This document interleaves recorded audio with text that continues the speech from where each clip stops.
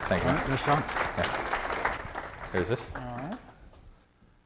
Thanks for having me. All right. I guess I'll work the... I want you to know, and I want you to thank my friends at Cisco for inviting AT&T to participate. I also want to thank my friends at Cisco for suggesting to me that perhaps a deck might be in order on Friday. Okay? So, so in advance, normally I'm somewhat retentive about making sure I get it all tight. But all right, so my name is Carl Nerup with AT&T. I do strategic business development for AT&T. My job is to find the next new business that AT&T should be into.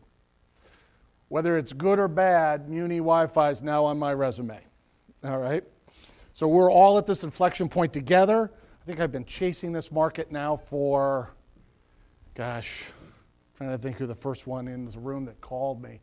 Probably about a year now, maybe a little less, maybe 9 months, okay?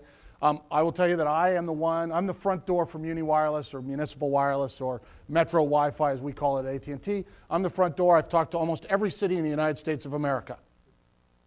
If I was going to give one piece of advice to any city that may be in the audience, you should have a page on Wikipedia. Because whenever I get a call, I'm sitting at my desk, I'm sitting in a hotel room, and what do? I immediately go to my laptop, I go to Wikipedia, I type in the city name, and I start reading the demographics. If you're not there, how do I know you're real? It's weird that this is, right, scary. So this is what you got to be. All right, so look, I'm going to talk to you today about business cases. Forward. So I'm going to give you some insight. Well, first I'll do a paid political advertisement, all right? And then I'll talk to you about the deal structure, because guess what? Not only do you call me and I get to talk to all of you, then I got to sit across from Jim Ballard and do the contract, okay? Which I did in Riverside, okay? Pretty sure, though, I put that one on my resume and that one in the plus column. It was, honestly, candidly, it was a great experience working with Jim, and I really think we did a good job for Riverside. But then I'll talk you through the business case structure. How do we look at it from AT&T's perspective? How does a service provider look at it? What are the revenue components? What are the cost components? Profit or not? And then we'll summarize. All right. So there's 2 slides of paid political advertisement. But I think it's important because we are the new AT&T. The first question I always get is, Carl, which AT&T company are you from? I'm legacy AT&T. So if that means that we were acquired by SBC. They took our name. Now I'm part of the new AT&T. And the good news is I didn't have to change my business cards. Okay? But then the new AT&T bought Bell South, changed their name, and then we bought Singular and we've changed their name. Now we're 300,000 employees, more than $117 billion in revenue. Isn't that scary? I've done startups most of my life. I was employee 200 at Aerial Communications, employee 205 at Digital Island, and the fact that I am now part of this 300,000 person company, there are people who genuinely know me who it just doesn't equate. They go, Carl, 300,000 people. Oh, yeah. So, but I will tell you, we are an entrepreneurial firm. Look, the big aha here is, I'd love to go down to this bottom one. There's all these little known facts about AT&T, so I'll tell you 2 that aren't actually on the slide. After the US government, AT&T is the next single largest procurer of services annually. We buy more than $40 billion worth of goods and services annually, second only to the United States government, which explains why everybody calls me all the time, okay, as you can imagine, okay?